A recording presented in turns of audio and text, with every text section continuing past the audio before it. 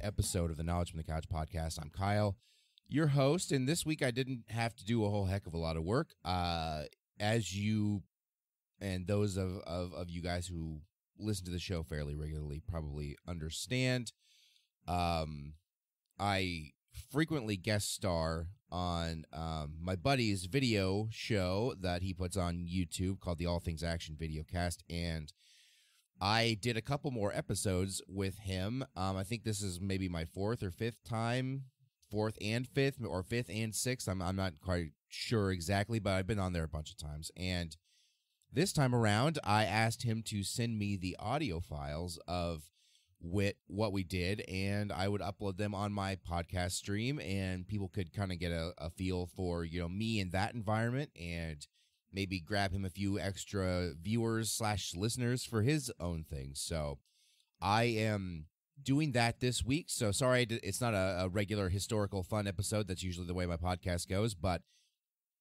it's still fun nonetheless. It's still some interesting content. Him and I are good buddies. It's pretty easy for us to just kind of talk with no real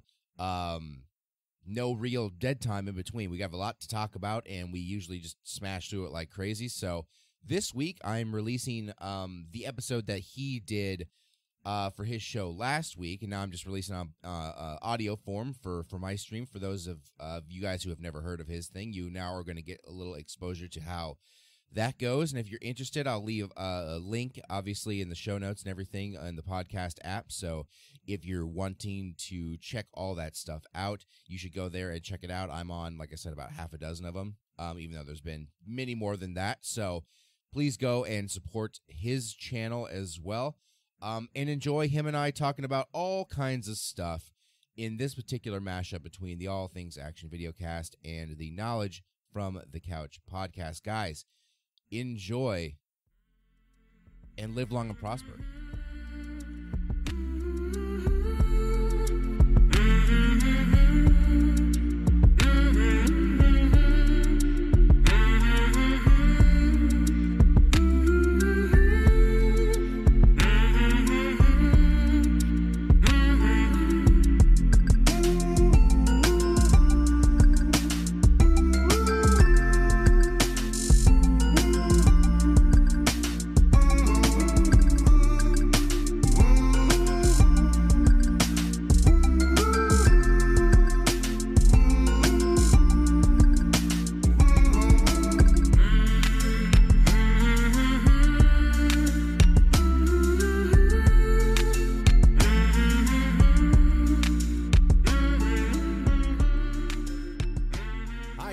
Welcome to another great edition of All Things Action Videocast. I am Dad, a.k.a. Aaron, and with me this week is Kyle, a.k.a. the most frequent guest star of the show that isn't Raiden. Yes. Awesome.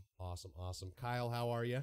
Good, man. I feel a lot better now. I feel a lot more comfortable with a microphone in my face. Yeah.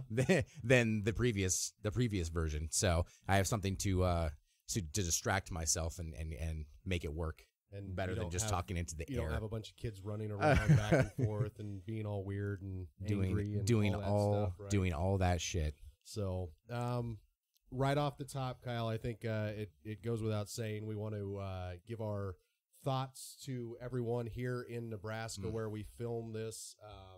Right now, we are going through a ridiculous amount of flooding, catastrophic, one would say. Yeah, this is about as catastrophic as I've ever seen flooding in this state. I remember a few years back that it might have been like 2006 or 7, maybe 2008, one of those years in Iowa had a similar situation, and Iowa's got a bunch of rivers flowing through it, just like Nebraska, and a lot of their big cities are near this stuff. And I just remember just like they had some real catastrophic flooding. It was like the entire state is sinking. Yeah. And now that's happening here right now. There are whole tiny towns that are just completely underwater. Luckily here in Lincoln, we're not really near the mouth of a big, like banks of a big river. Like the Platte is far enough north of us. Lincoln is high enough. There, yeah. And like same with most of Omaha, as you go east, like the middle of Omaha is crested up enough that they don't suffer it, but the Missouri River side's having trouble, and the other side where the Elkhorn River and stuff is also having difficulties. This state is sinking, but hopefully won't stay sunk for too long. Yeah, well, and the levees, bridges. I mean, the fact that we're watching bridges literally just get swept away is crazy.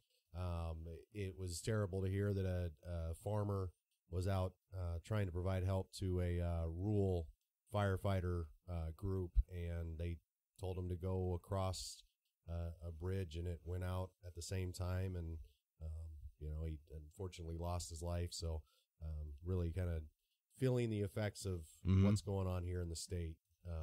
But yeah, we'll try to not get too melancholy here. And we'll try not to. Yeah, but so it's been an interesting week. Obviously, we just got done with Raiden and his whole cast thing. He's doing well, so everybody can breathe a sigh of relief that Raiden's doing okay. Yep, still able to play his video games just fine, yes, fine and dandy. He showed Kyle how well he does it. How to play Apex already. Legends, so yes. The game that's only been out for like a month now. Yep. And he's already winning with people. But yeah, everything else that's out there right now is kind of out in the ethos. I would say the number one thing that we'll probably touch on today, probably won't sit here and go bit by bit like we did the first week. And then obviously with Fran last week, we didn't as well. Yeah. Because we talked about wrestling a little bit before the show started, and you said, I've been going back and watching some stuff with The Rock. Yep. And that's about it. So, that's good, though. That you got to start somewhere. Start small, build up. We'll get you to AEW and, MJF and all those guys. It's a lot of acronyms you're throwing at me. I have no clue what you're saying. AEW is an organization. I assume with a W in it. MJF is a wrestler. Okay. Well, because I honestly thought that was an organization too. You could have never told me that, and I've been like, oh, okay, exactly. That's totally fine. Exactly. That's something, I suppose. We've got some work to do. You've got a lot of work to do because I'm stuck in 1997 when it comes to wrestling. That's okay. So, and that's the best. And if you say any other era is better than that, then you're fucking wrong. You're totally wrong. It's the Attitude Era. The best one. That's the only era that matters. That's the one that they're actually trying to get back to. The only thing that mattered when I was like 12 years old, 13 years old watching wrestling was who was going to win the ratings war on Monday night. Was it going to be WCW, Monday Nitro, or Raw? Yep. And that was the thing. That was all anybody gave a shit about. Like the other shows were cool. Like the Thursday night shows were fun. And I think they usually did like a Sunday or a Saturday show or whatever it was. But Monday, that was the main event that wasn't a pay-per-view. It was Monday night, whichever one of each show.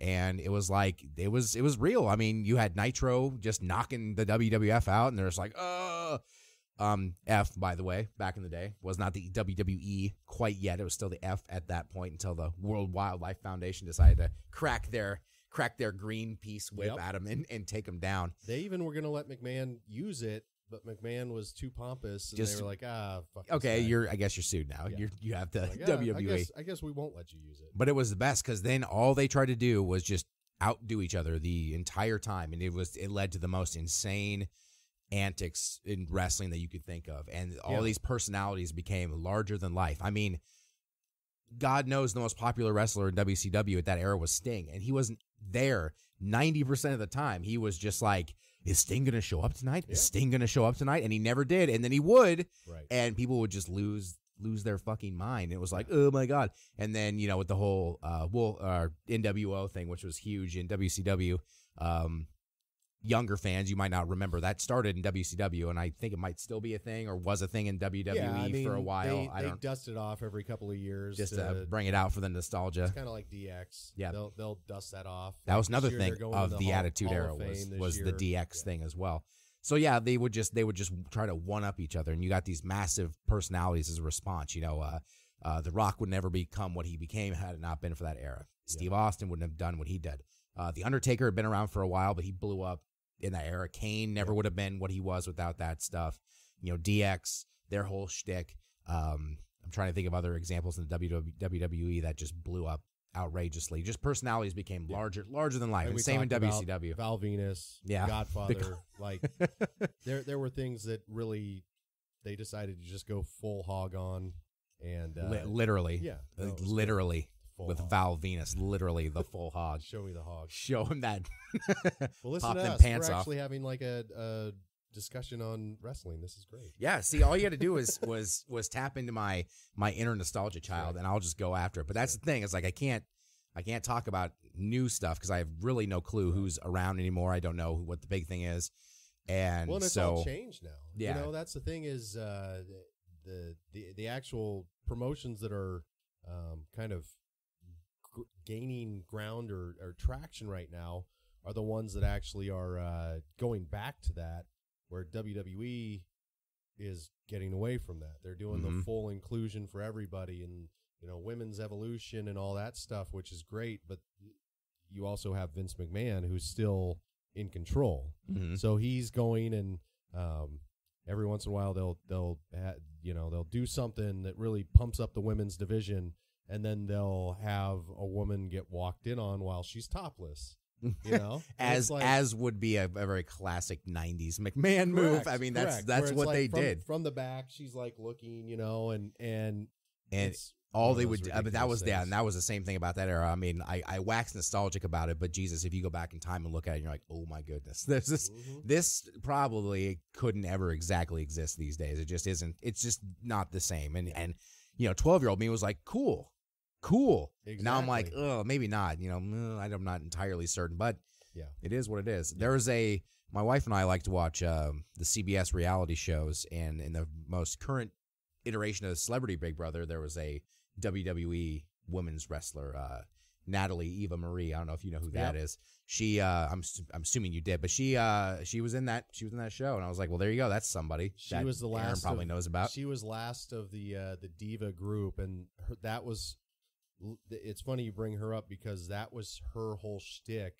Was she never wrestled because there was always something that prevented her from it. And a lot of times it was wardrobe malfunctions. So there was one time where she literally was walking down, and all of a sudden she's putting her arm, and obviously this was completely choreographed. It's a staged item. Up, and as she put it up, her front started to come off, and so she had to run to the back, and she couldn't wrestle, And it was just a whole thing for that. Yes. Yeah. And so it was, you could tell that was Vince McMahon's footprint, or handprint right there on that to say, yep, this is still happening. And then it seemed like after Eva Marie left, that's when they went through the whole oh, we're going to treat everybody as equals. And, they have done a really good job of, and everything across the board, they've done a really good job of being inclusive, body positive. Yeah. You're seeing women who don't fit the traditional wrestling stereotype of big boob blonde woman. You've got women who, they're thick, they're short, they're, just all types. Just like in the men's division, awesome. There's just all types. Yeah. I mean, not every guy was just like this, just jacked up, muscular like The Rock, or whatever. You get humongous guys like Brock Lesnar and Scott Steiner, and then what was his face? The dude who did Lex Luthor did the torture rack. Was that the name of his? I remember that. Yep. And then you had the littler guys, the smaller cruiserweight type people, and you had everybody into fat guys with throwing. So you have every type of dude. So there's no reason you shouldn't have every type of woman too if you're going to have a wrestling division. Exactly. Have you ever seen the Netflix show Glow? Did you ever watch that?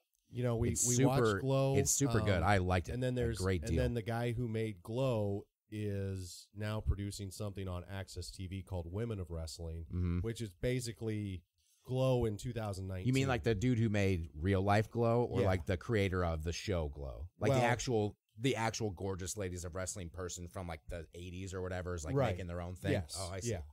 And interesting. And so they're back. They're doing that, and they actually put together a pretty cool show. Yeah.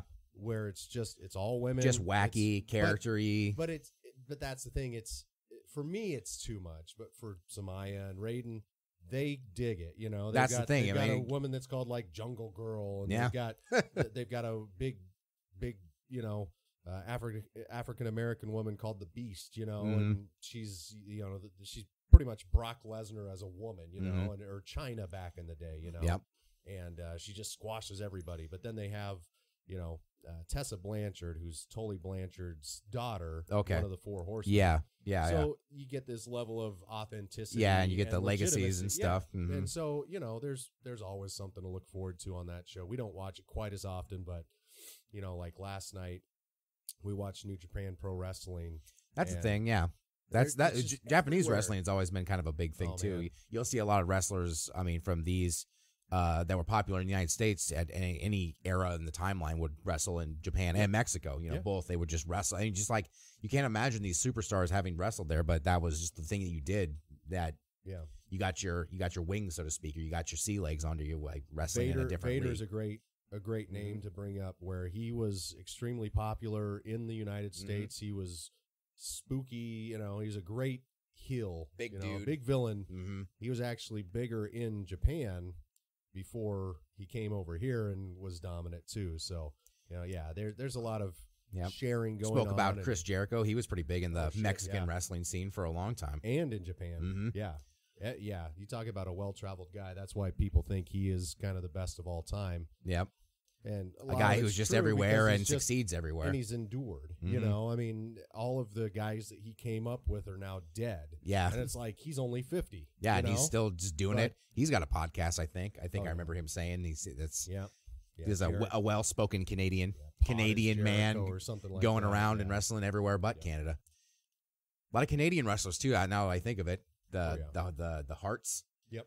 And that was a big thing too when Owen Hart died on that accident, man. I remember watching that show and everybody was like, what's going on? I mean, that was literally kids. We were kids and teenagers watching this show, and Owen Hart is going to do this stunt where he was like dressed up as this dumb idiot, like blue character, whatever the hell it was. I don't remember what it was Blue called. Patriot or something like that. And he was going to do like a jumping from the rafters thing, and he did it, but unfortunately he jumped into his death.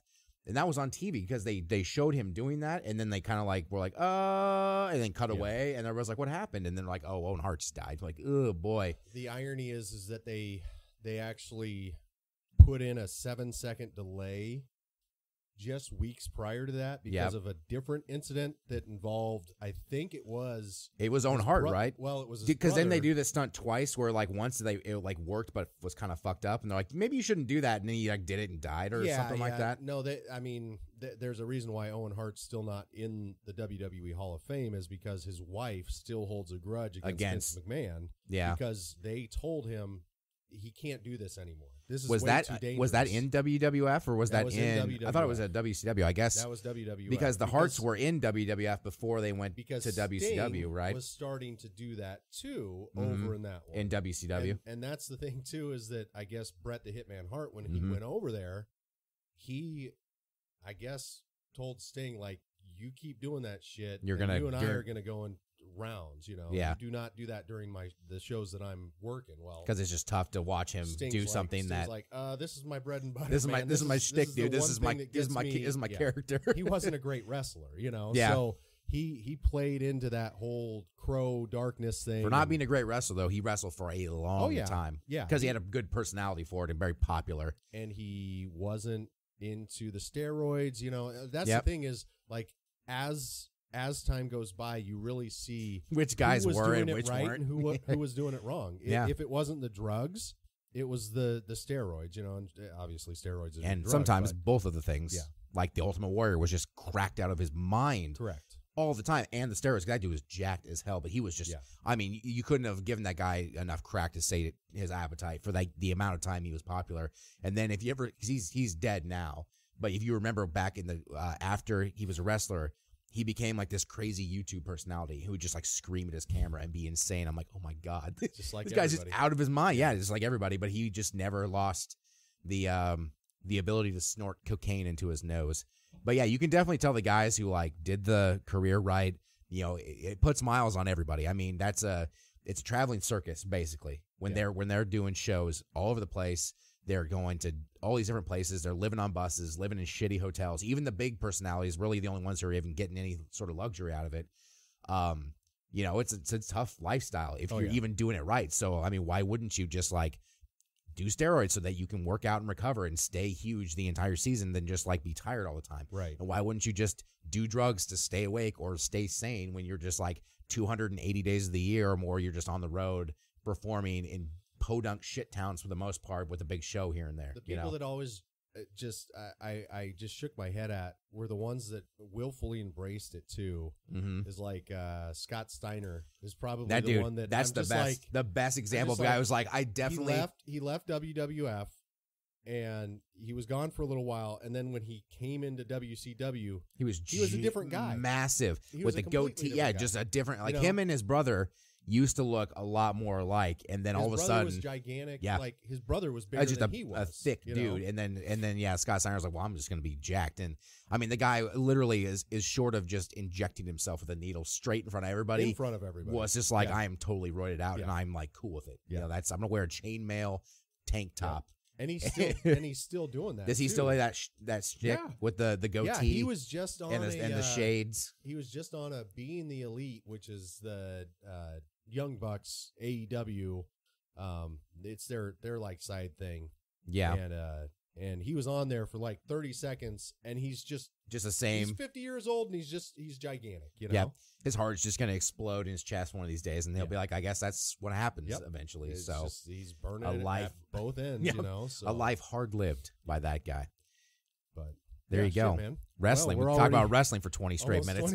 20 minutes in already. So see, that it doesn't matter how much you do or don't know about anything. If you can just bullshit for a while, I mean, and that's the thing. I think that's a good point of nostalgia. Like, I haven't watched wrestling in any sort of semblance, in any sort of like seriousness in 15 plus years or more, and yet we can talk 20 minutes about it. And that's the whole thing, is like, that's why you talk about all these leagues doing that stuff, guys still being around after all this time, because people just like reach so hard for that old era that they'll bring it out as many times as it's necessary to like, hey, like, wrestling's still cool, like, look at this guy that you remember, he's awesome, like, he's old as shit now, but that's fine, he's still here, and you're like, that's fucking dope, he's cool, and then you just fall down the rabbit hole, and then they get you. And it is a time machine too, because a time machine in the sense that nothing's changed. Yeah, like we still talk about the 90s as being kind of like the heyday of wrestling. Well, it's almost like time has stood still for 20 years. And we're still talking like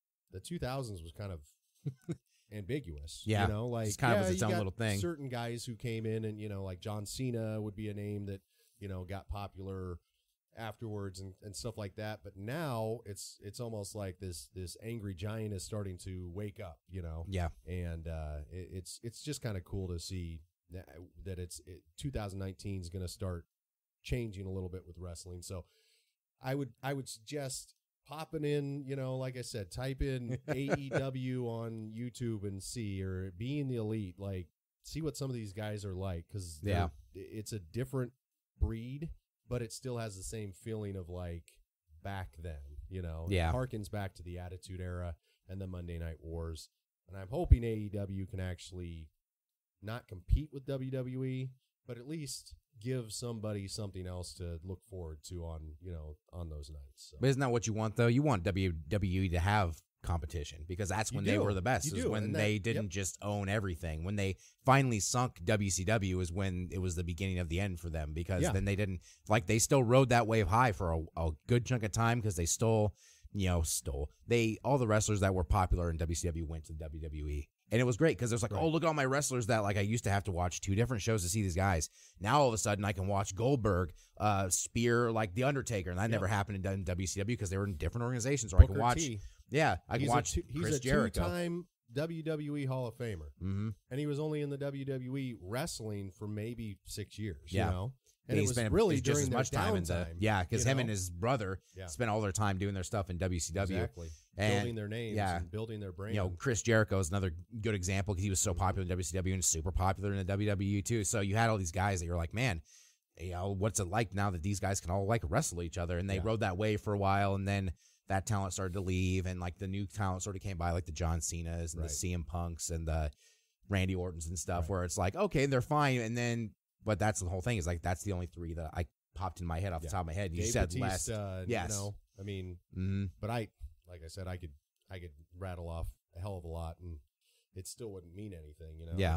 We still go back to The Rock, Stone Stone Cold, Cold. Mankind, Mm-hmm. you know, and then probably the next tier of like the WCW main guys, and Yep. then the '80s main guys and everything. Yep. So yeah, no, it's fun to talk about, you know. It is. I like talking wrestling, so. Well, there you go. Glad I could talk wrestling for 20. Hell yeah, man. 25-ish Well, minutes. Or yeah, whatever. let's transition, and let's talk a little bit about obviously the big movie that just came out. Yep. You went and saw it today. Saw it I today. went and saw Fresh it in my a brain. few days ago. Mm-hmm. Captain Marvel, Marvel's newest Mm-hmm. superhero. Mm-hmm. First reactions? I thought it was super good. So there's been what, 20, 21 Marvel movies or something at this point.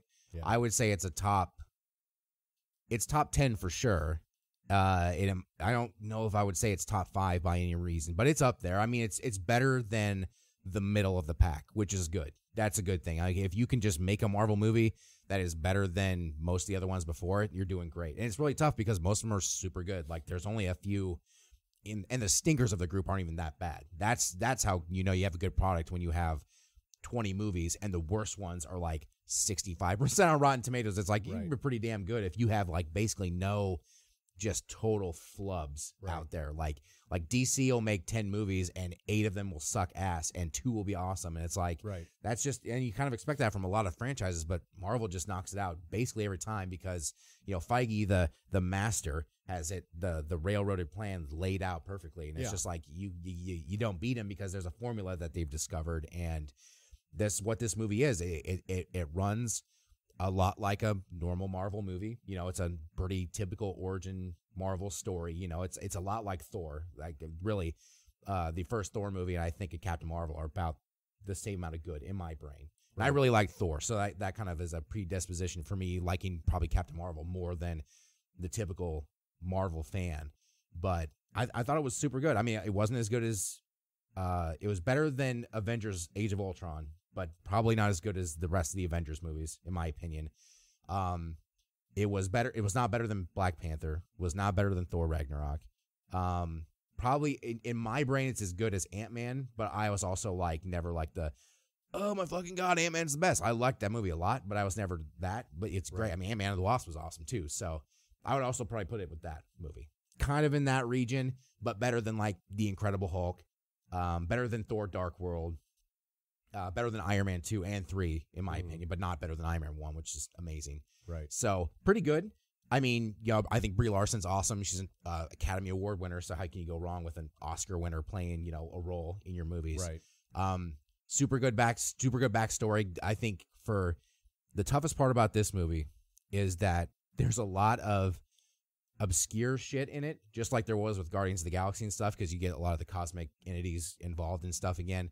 And luckily, we had the Guardians movies, and we've had Thor Ragnarok, and we've had the Avengers movies that have kind of like given us enough explanation as to like all the cosmic players in the moment, that when you see it in this movie, you go, oh yeah, I remember. Sorry, spoilers a little bit. I remember like Ronan, the Accuser. Like he looks a little different in this movie, but you remember him from, you know, the Guardians of the Galaxy. You know, you remember the Kree, you remember the Skrull, you remember like all these different little references to these different people. So it's like, oh, this like makes sense to me. So, but still there were some references in it that I'm like, oh man, I'm not like a big enough comic book reader to really have remembered a lot of this stuff. But I think it was pretty well done. I think it's tough because I kind of wish that this movie would have come out maybe a year ago, even before like Black Panther. That way that Carol Danvers is just like more involved in it, because it's kind of tough because you know she's going to be involved in Endgame for sure. And it sucks because, you know, it's like she's a powerful player, and you get somebody who's equally like cosmically powerful, like Thor.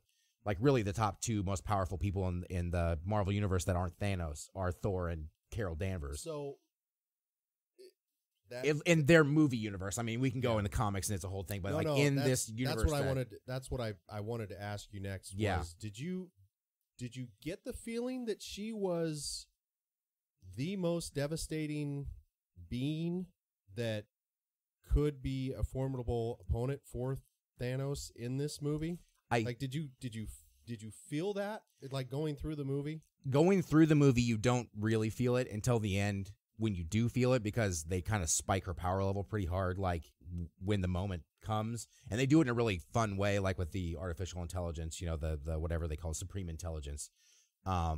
They spike her power level super hard, and I kind of almost expected it to be higher up at the beginning, and then kind of like gradually getting more, like kind of like Thor. I think it's my brain equating cosmic beings with Thor, because the original Marvel thing was like you had the Hulk, which is just like a science experiment gone wrong. So you just kind of throw that to the wayside, and we all know about the Hulk. We know how Hulk get angry, Hulk get strong, right? And then, but we all started this whole parade with Iron Man, and the whole point of Iron Man is it's a regular dude, like regular, but a guy. Right. He just happens to be a genius, and he's super rich. So he's basically Batman in the Marvel universe, right? And he builds himself a superpowered suit, and like that's the whole thing. It's like this is just a man becoming extraordinary by sheer willpower, right? And then like Captain America becomes powerful basically because of the Starks, making the super soldier serum, right? But still he's not like massively overpowered. He's just like a super strong guy who can run really fast and hit really hard and just like have super stamina. And then all of a sudden you go to this Thor movie, and I think a lot of people were hesitant when Thor first came out, because they said, well, how the hell are you going to do a mystical being who just exists in some other world when what you're playing with is Iron Man? Right. And, I think they did a pretty decent job in that movie going, hey, this is like a different realm, but like they're connected to Earth in this way. They're always watching over you. Everything can be interconnected. And in that movie, Thor was pretty strong from the get-go, because he's Thor. Like you expected the god to be strong. Yeah. And he was. And then he obviously like does his thing, becomes more powerful at the end, but it's like very gradual. There's a little dip in the middle, and then he comes straight back up, and it's like, oh, cool. Like it goes from like, oh, I can barely beat the metal guy to like, I can beat the shit out of the metal guy, but that's kind of like where I am.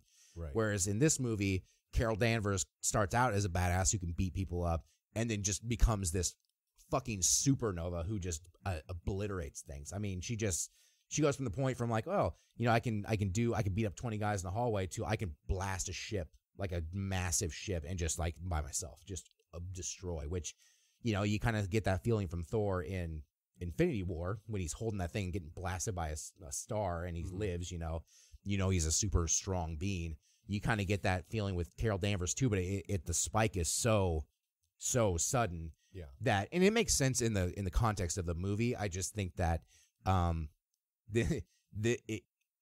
Captain Marvel probably could have been a Captain Marvel 1 and 2 had this been done 3 or 4 years ago, where you start her out more modestly, make her somewhat powerful, get her involved with the Avengers like she is in the comic books, and then even spike her up harder because like something happens where it's like, oh, you've now unlocked like level 2, kind of like Thor. It's like you are Thor, you're powerful, but it's mostly Mjolnir. Just you use it because you don't know how to like harness your power. Right. And then in the second one, he kind of becomes better and more aware of that. He like makes some character-driven growth, but it's like, whatever. And then in the third one, in Ragnarok, he like goes from having Mjolnir and being that kind of powerful to basically embodying his power like in himself without needing like a focus. Right. And he like elevates himself to like the next level. And then in Infinity War, he again elevates himself with the Stormbreaker, and it just makes him just like just straight up god, like the god at that point.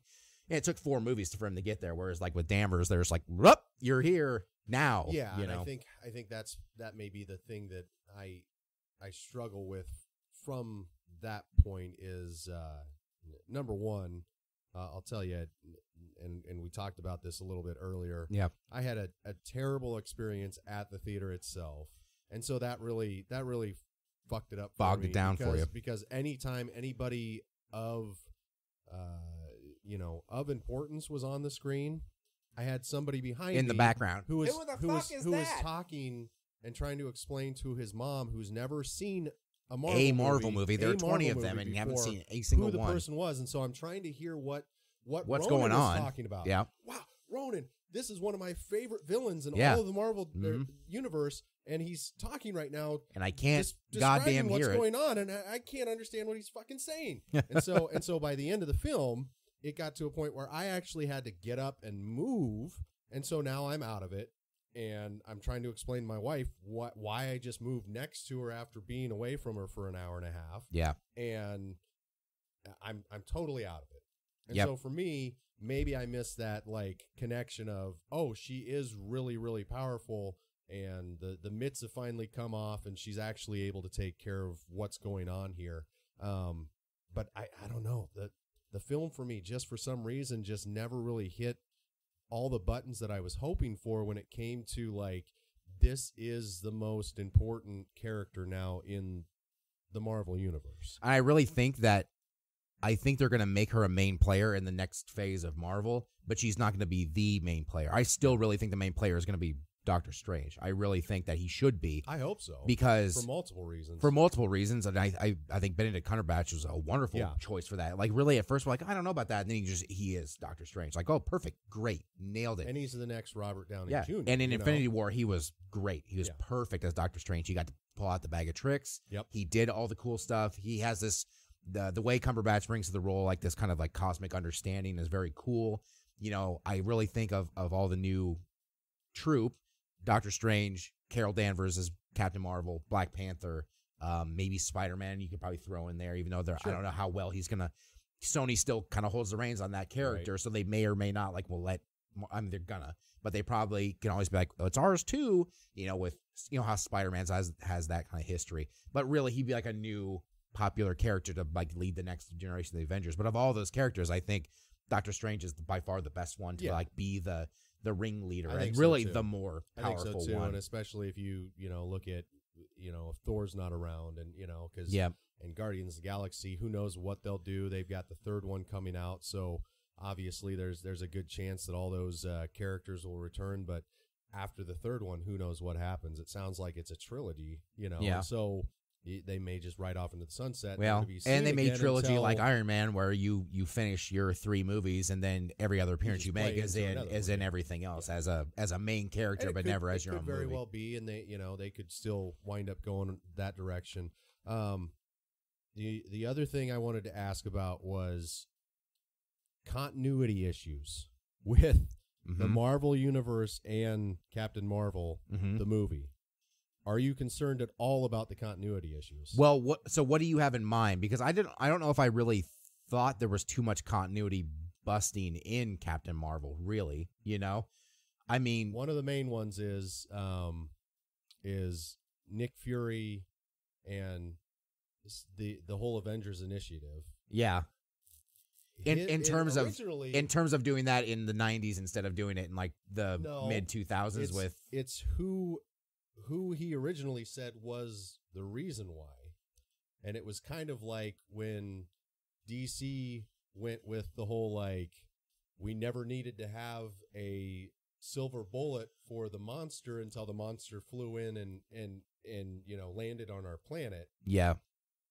It was initially Thor, and you can go back and Fury so basically saying it wasn't until because the hammer flies in the desert and we discover because they know it's from him, but they don't really know because in that whole thing it was like you had the first Iron Man movie, and then the end credit scene is Sam Jackson coming and say, "I'm Nick Fury. You don't know who I am, but I'm going to start a team up. You want to come?" Right. And then in the Incredible Hulk, they double it up because those movies came out within months of each other, which is crazy to think that they put out nowadays 2 Marvel movies within like 2 months of each other. They were all both out in the theater, I think, at the same time for a while. They had no connection. The only connection was the post-credit scene, which was like, oh my fucking God, these are connected, which people were really used to either solo movies or like lined up trilogies like the X-Men or the Spider-Man movies. It wasn't like, oh, we could just make 50 movies that all are in the same universe, but like it's not exactly the same thing. Right. But in that post-credit scene, Tony Stark goes up to General Ross and says, "Oh, we're getting a team together," and everybody's like, "Great."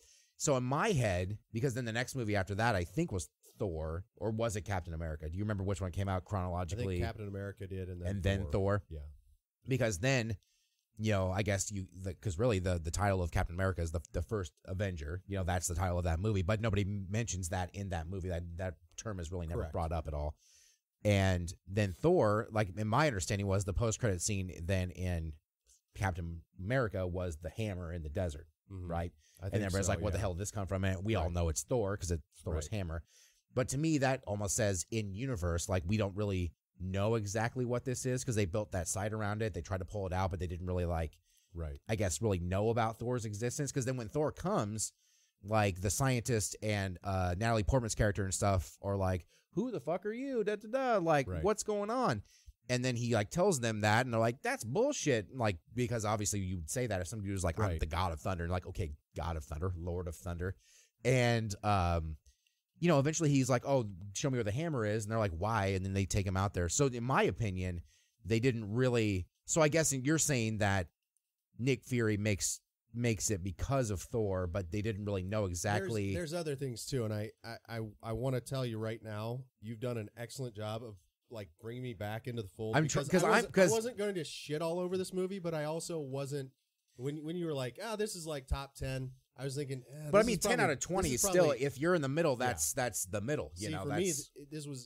For me, before you started talking and getting me excited about I'm the pushing movie you again, in the right direction. It was bottom 10, maybe even bottom 5. I'm better at putting the movie out to you because that lady was at the movie ruining your fucking experience. I think so. And I saw it today, so I'm like, let me relay what happened to the movie. I think what I'm going to have to do is like actually go back and rewatch it. That's one of the things. No, you'll like it more because then you'll see all the stuff that you missed and be like, oh, well, fuck, I wish I would have seen this the first time when I did it. And so that's the other thing too is there's other things that kind of come up too where it's like, continuity just it's not syncing up right, and I'm sure other people that have watched the movie can probably remember some of the other things.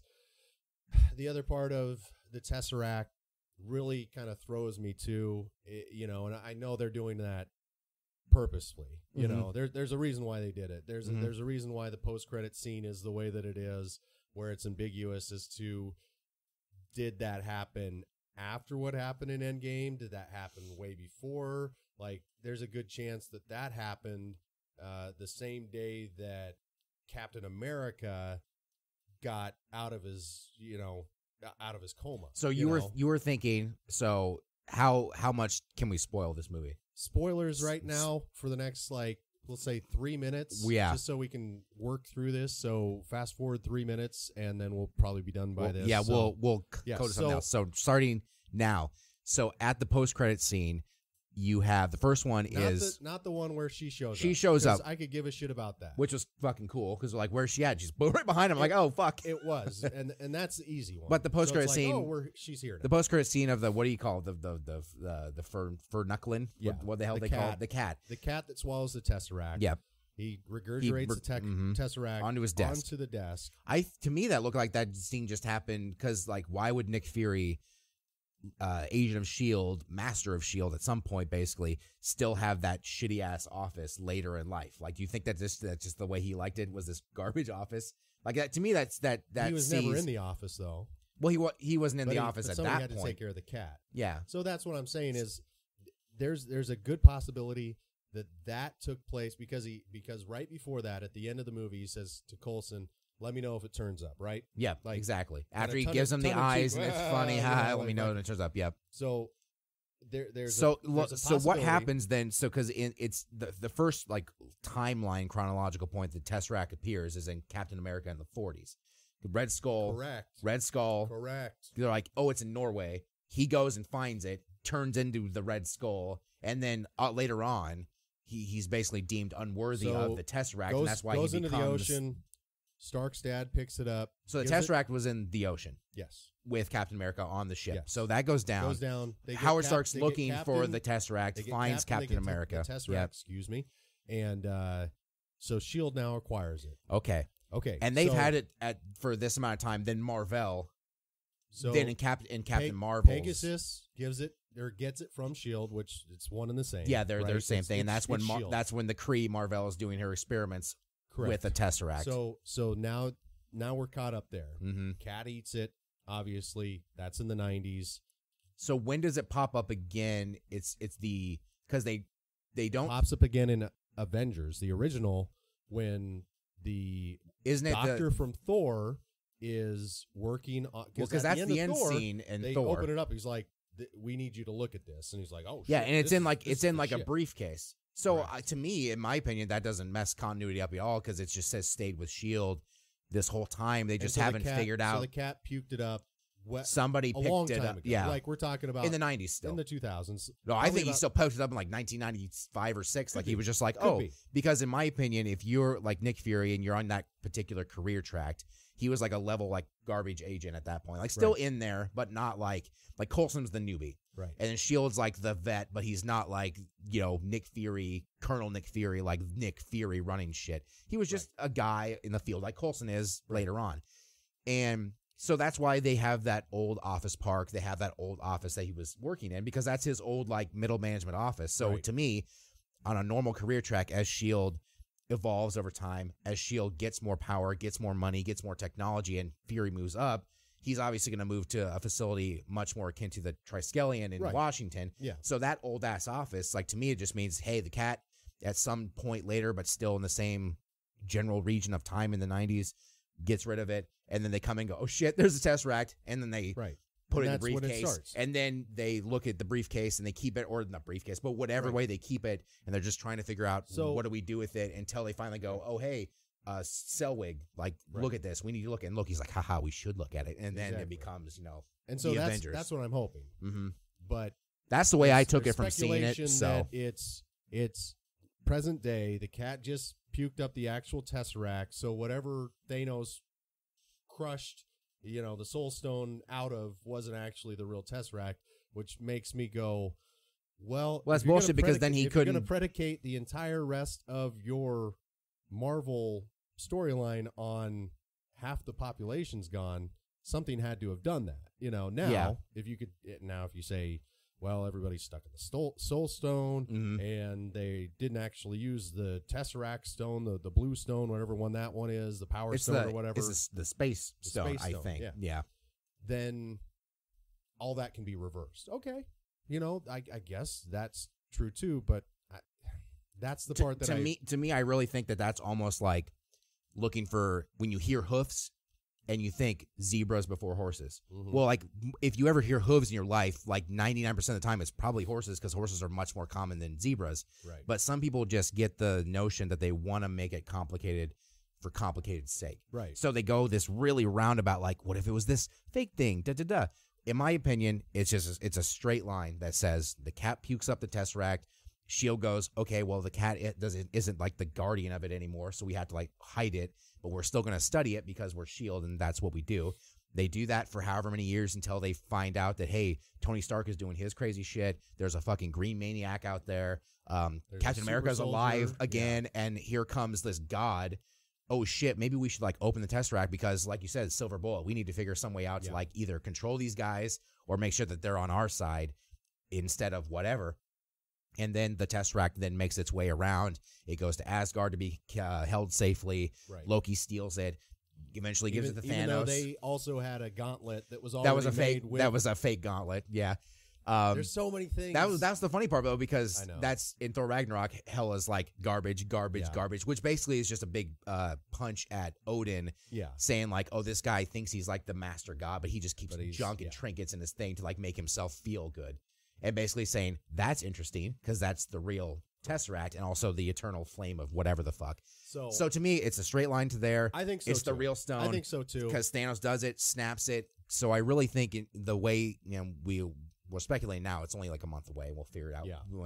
But I really think it's going to be something to do with the quantum realm that helps them figure out whatever they need to do to get people back because Scott Lang is in the quantum realm when the snap happens. He comes out and he's like, "What the fuck?" Yeah. So you can have all kinds of. I think Ant-Man and the Wasp is way more important to this storyline than any other ones that have come out in the last year or two. Because way more. All the stuff you did with the quantum realm in that movie, like introduced a whole new like dimension. It's super insane. Yeah. And then you think about it, and you can do so many stuff with quantum stuff. And they underplayed it so much. Yep. That's the beauty part. Because it was an Ant-Man movie. That it's just like, oh, it's the thing that we do. Yeah. But it's so perfect all the people because that actually watched that movie and like enjoyed it and really like broke it down, that's going to be the payoff for everybody. That's going to be, and to me, that's the whole thing. So I think that, the quantum realm is going to be the important part because really with the quantum realm, time kind of doesn't exist in the quantum realm. Like it does, but in a very weird way. Just like, so Hank Pym's wife goes in there and she ages like a normal person because when she comes out, she's older, but she doesn't have any real concept of time while she's down there. Or her concept of time is way fucked up. So who knows? Some people have said, Scott Lang comes out of the quantum realm in the wrong year, goes and finds like younger versions of something, or eventually finds his way back, some sort of time traveling thing. And I think that's more plausible as a plot device, in my opinion, than this whole fake Tesseract thing that you're bringing up and I've never heard of, and I'm just stomping it out. I'm like, this is bullshit. That's good. That's good. It's because I think that's perfect, because literally Avengers Infinity War comes out, and Ant-Man and the Wasp is the first movie after Infinity War came out to come out, and it was like, how are they going to do this movie when it's already happened? Well, we find out then it takes place literally right before and during the events of it, and we know that Hawkeye and Ant-Man aren't participating with the Avengers nonsense because they're on house arrest, and they do it because of their families and stuff. So this entire time that the Avengers shit's going down, and in space and everywhere else, Scott Lang is basically just stuck in San Francisco doing basically whatever he's doing, and then finally everything goes down, and all of a sudden his friends just disappear because the snap happens simultaneously on the other side of the world in Wakanda. And it's like, oh, that's fucking cool. But then it's just, it ties it together perfectly. Like, really, Ant-Man and the Wasp is a better movie than Captain Marvel. But I don't think it's that much better than probably you think it is. But that's also, like you said, your movie-going experience was kind of shitty. Yeah. And this movie did have its flaws. Like, if I gave the movie like out of 10, I would call it a 7 out of 10. Yeah, it's a solid ass movie. Yeah, it's fun, it's entertaining. I love Brie Larson; she's the best. It's perfect casting for Captain Marvel. Perfect. You get tons of callbacks. Like Jude Law is perfect in his role. He's wonderful. Everything works in that movie. It's and great. We're getting spoiled too. That's the thing. We're like, I don't know if it's great, but it's like they're all good. That's the other thing that I keep thinking too. Is like, you're right. Is like, shame on me because I'm even being pissy about like a movie that 10 years ago would have been considered blown everybody's nuts off, and so it's hard for them too because they've obviously set themselves up. The bar is for quite, failure. Quite high now. There's no way, like it's Endgame or bust for most people right now, and I guess that's a good segue. Is did you watch the new Endgame trailer? Yeah, so another one of those things where it's like, they're already giving away spoilers in this thing, or like you said, there's some sort of reverse timeline that maybe Scott is dealing with, where they switch. Who knows? Nothing would make me happier than Ant-Man being like almost the most important person in this whole thing. Like, Paul Rudd's awesome. Yeah, Ant-Man movies are super underrated and underthought of, but wonderful. Like, they really knocked it out of the park with both of them. Right, and people like kind of put Ant-Man in with the movies and stuff, but really he hasn't been involved with these because in the first Ant-Man, he's just a dude, right? Does the whole Ant-Man thing. It's very separate from everything else. And then all he has, involved with the Avengers is only with some of them in Civil War, right? And he's not with them either. He's just kind of chilling there, gets caught, gets put on house arrest. So really, this will be the first Avengers movie that Ant-Man is in, and it would be just wonderful for him to be one of the main components of this movie, as another part of the new lineup, the new breed of the Avengers, Well, and I think they've done a good job of like squashing the hopes or of the necessity of the X-Men to be part of this. Like, I remember, like, right after Endgame came out, my mind started to fly with like, oh shit, they need to have the X-Men X, and they and need the to Fantastic have Four. Everybody needs to come in now. Yep. I'm not even. You don't thinking need about it that. because I'm they like, can probably. Let's just wait on this. Like, let's save this for some time later. Let it happen. Let the acquisition happen. Like, let it happen organically. Yep. And exactly. So because it can, though, if they can keep riding the wave as long as it goes, they keep making quality movies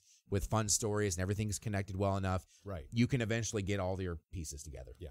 And that's great too because you can ride that wave for 30 straight years of just making billions of dollars. Oh, yeah. It's just insane. So, but overall, I thought Captain Marvel was a pretty decent movie. It was fun. I thought it was definitely worth going and seeing for sure. I mean, if you're a Marvel fan, you have to go see a movie in theaters. If you don't, then you're doing yourself a disservice. Right. But obviously, Endgame is going to be a million times better. It's just going to be just a brain bleeder. It's the money shot. It is. Everybody's waiting for it. They want it. Everybody wants it. 3-hour movie, and I'm in it. Yeah, and I mean, it's going to be incredible. It's I'm still looking forward to what's in between here and there, which has nothing to do with Marvel. Shazam still looks like a really fun movie. That's coming out in a Hellboy's week or two. reboot is coming out really soon too. So there's still a lot of movies to get excited about in between now and then. But obviously, Endgame is the end all be all. That's 2019's big movie is Endgame. Yep. So, Kyle, we got maybe like 10 more minutes left. I thought we'd get to one other line of business. Trying to shoehorn the show in. Right. It was just news was just broken recently that Marvel and Disney have come to terms to reinstate James Gunn as the director of the Guardians of the Galaxy 3 movie. He was the one. The movie that is using his script. He wrote the script. And was ready to go, and everybody was ready to go. Unceremoniously removed from position about 6 months ago? Yeah, about for some tweets he made a decade ago. 10-year-old tweets that weren't even really that bad, and also he was a crude personality to begin with. Correct. And it's like, and that's just that it was personality and that humor comes out in the movies that he actually makes. That's not why just Guardians of the Galaxy, but it's definitely there. Exactly. Since then, DC really jumped on it, and I don't know if that was a chain reaction, but he's going to be doing Suicide Squad. So is he still going to do? Is he going to do both? He's going to do both, and so he doesn't give a shit because he's like, Marvel, fuck you. Like, I'm doing both sides now. What are you going to do? This is thanks for the money. A win-win for him, for comic book fans, and for movie fans right now, because you just took the person who made the most irrelevant group in Marvel into one of the most popular thing and popular and awesome. Like, they're the coolest group in the whole damn thing. And now he's going to do it with Suicide Squad. Another irrelevant, weird group. Exactly. Of arguably more well-known people than the Guardians were. I mean, everybody knows who Harley Quinn is. Damn. A lot of people know who Deadshot is. A lot of people know who Killer. If you're a Batman fan, you know the Suicide Squad. Pretty much everybody in it, you know. Pretty much a way that they were able to get the whole rogues gallery from every single superhero that they had and give them a little bit of book time, you know. So I guess, Kyle, initial thoughts on the rehire and maybe what you think the reasoning was in their eyes or in your eyes, what the reasoning may have been. The rehire is kind of surprising because, you know, Disney, the mouse, they usually don't renege on themselves that hard because they're Disney. Like, they're humongous now. They just control shit. So they can get anybody. They can get anybody. They can really do anything they want to do. So it's kind of surprising that they did this move to begin with, the whole firing of him, because really it's like a lot of things these days with outrage. There are things to be outraged about, but there is a culture of outrage that just exists in general for everything. Doesn't matter what it is, what side of the spectrum it is, what manner of thing it is. There's going to be a sect of people who just get pissed off about it. That's just the reality of it, right? So some of those people got pissed off about James Gunn for some reason because I can't remember who it was that dug these tweets up, but they're like, look at this is bullshit. Oh my God, I can't believe it. And then pretty much everybody was like, yeah, dude, those tweets are from 10 years ago and it's him. Like, it's fine. Like, he wasn't advocating for anything. He was just making some probably crude jokes that, you know, these days he wouldn't make and he didn't make. Like, these weren't yesterday. These didn't land, and he knew they and he was like, okay, well, back when, yeah. You know? And, you know, people change over time, and obviously he's not a bad dude because, like, what's the worst thing that's ever happened? He made some tweets. Like, this guy doesn't get in trouble for shit. Right. But the cult of outrage then, like, moves it up into the stratosphere, and then Disney is like, okay, damage control time. I guess it's DC time, and they nix him in a real knee-jerk way, and everybody's like, the fuck are you doing? Like, what? And so I think the whole what are you doing crowd was much larger, and I mean, you know, it's much larger because the entire cast and crew of Guardians was like, we're not going to make another movie unless he's the director, because he's part of, like, the soul of this movie. These movies aren't like they are without him being involved, so why the fuck would we make another movie? That's still 5 months ago, so now you have to fast forward. But that's the thing. I think they've kind of figured, okay, we're in support of, we want him to be our director, but if it's not going to happen, then, like, Thor Ragnarok's director, I guess, will do it, or somebody else will do it, and we'll use his script, which was kind of a slap in the face to him because he gave him his script, and they weren't even going to let him use it. But anyway, we all kind of probably thought, okay, whatever, it's Disney, you know, don't cross the mouse or else you're going to get fucking kicked out, and then they're just going to do this. And I think Disney eventually was just like, you know what, let's just, like, wait till the dust settles, and then we'll get him back in and be like, after further consideration, he's fine. We took our time. We're not going to ever mention that it was ever our dumbass fault to begin with that he's gone, but we will take him back. And then it's perfect for Jimmy Gunn because now he gets to come back, put a nice cap, a nice ending on his trilogy his way, make a shitload of money because he's going to. And then Warner Brothers is going to pay his ass too because he's like, I'll keep doing Suicide Squad. And like, what are you going to do about it? Like, what are you going to do about Disney? Like, something must have happened where Disney was like, people are clamoring for another Guardians movie and they know it exists and the script is out there.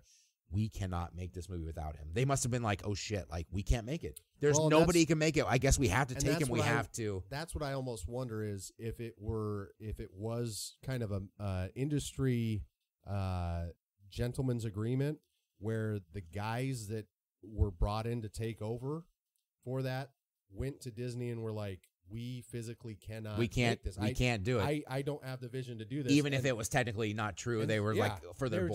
They were just like, no, we just can't. And so they finally had to acquiesce down and be like, all right, I guess James Gunn's the only guy who's going to be able to do this.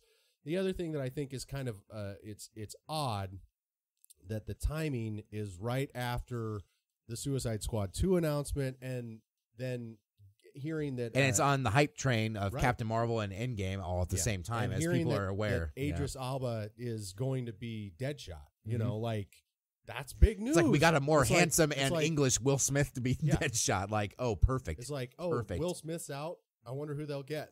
Cast like them, the better version of him. Awesome. And so I think I think that it probably has nothing to do with it, but I think the timing just reeks of like, oh, we got Endgame coming up. We can't have the focus going on the excitement over James Gunn and Suicide Squad that doesn't come out for another 2 years. Either that or they just, they're just going to ride the train of, everything is happening right now. Like you said, the Suicide Squad announcement's happening, but also every time a Marvel movie comes out, no matter what it is, which is now Captain Marvel and will then become, this is just like last year. Black Panther came out in like February, and then Avengers came out in April. So you had like two explosions of like fun and popularity. Right. Well, once everybody's in Marvel mode, when there's a Marvel movie in theaters, that's when everybody's like everything peaks. Like Twitter mentions and Twitter like trending of Marvel stuff peaks because there's a movie out. Yeah. And everything in that realm peaks.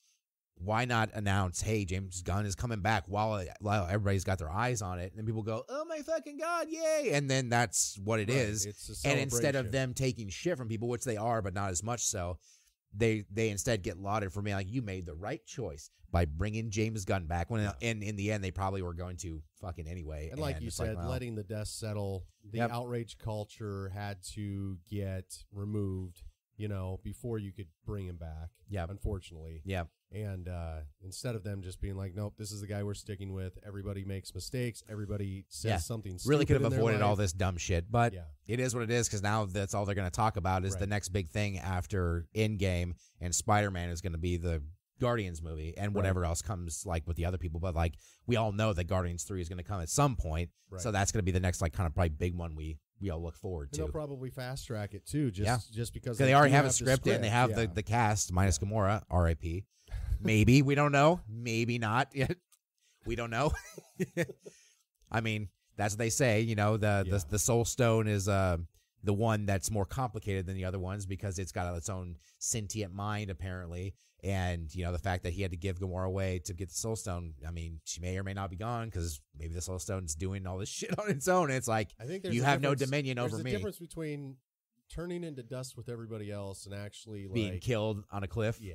But you don't know if the Soul Stone, I mean, that's the thing I always was reading, was that of all the 6 stones, that the Soul Stone was the most important one because it had a mind of its own. Sure. Instead of the other ones just being power incarnate. Right. The Soul Stone, being powerful of its own accord, also developed its own sentience, where then it can kind of like you have the gauntlet, and Thanos has the gauntlet, or anybody could, but in this case, it's Thanos wielding the gauntlet, putting the stones in it. As he puts the stones together, they become more powerful, and then he gets all of them, and he becomes very powerful.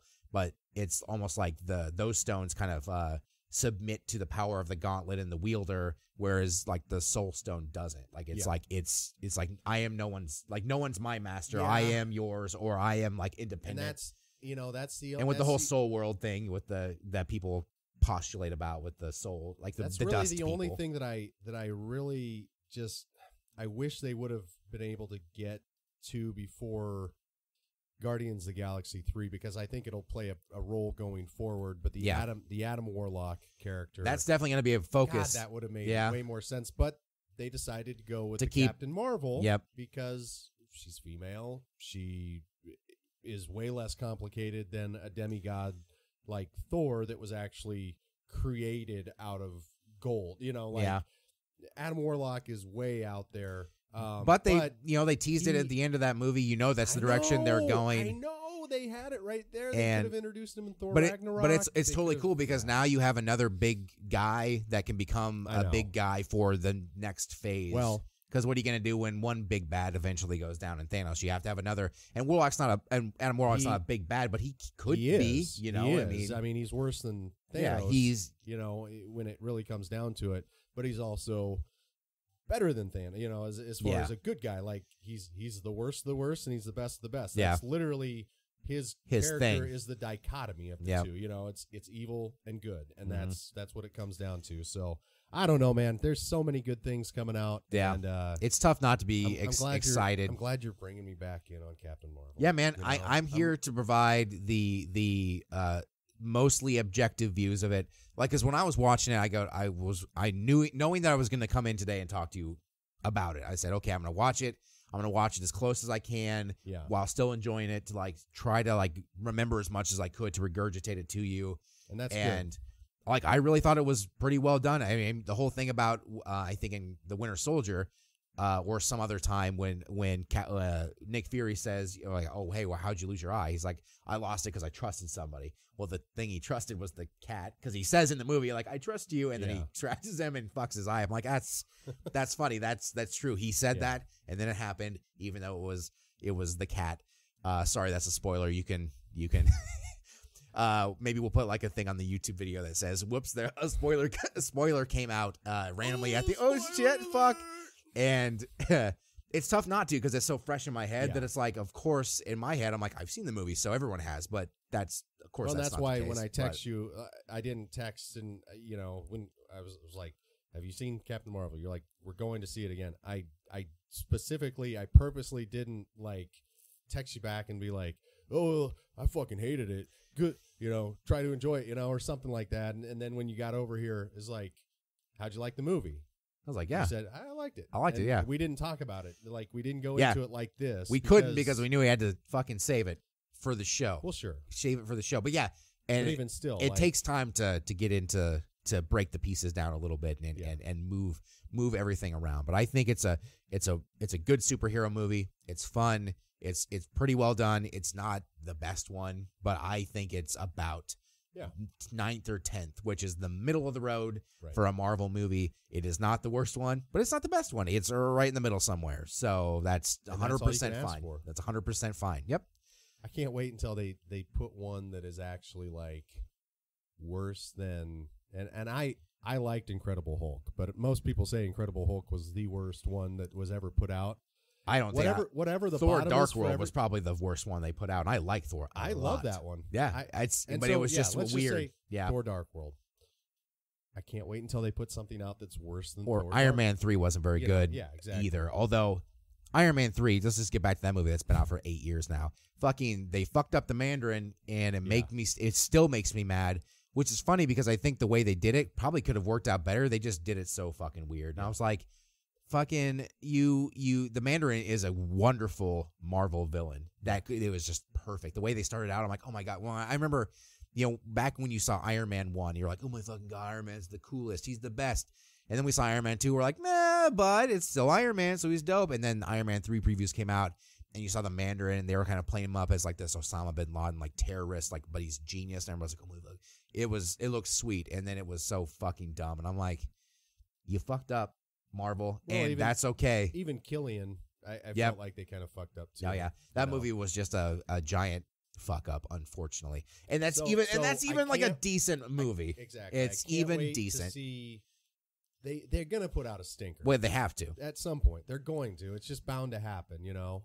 So I'm kind of curious to see which one it'll be. Like, Although I will say that some people regard plenty of the Marvel movies as stinkers because some people are real hard critics on everything. Sure. I think I'm a pretty light critic when it comes to most movies. Like, pretty much, I mean, I was always on the boat of the opinion of like Batman versus Superman and Man of Steel and Justice League were all like middling movies. Right. But some people think those are the biggest pieces of shit that have ever graced the silver screen. And then I was always like, hey, man, it's cool.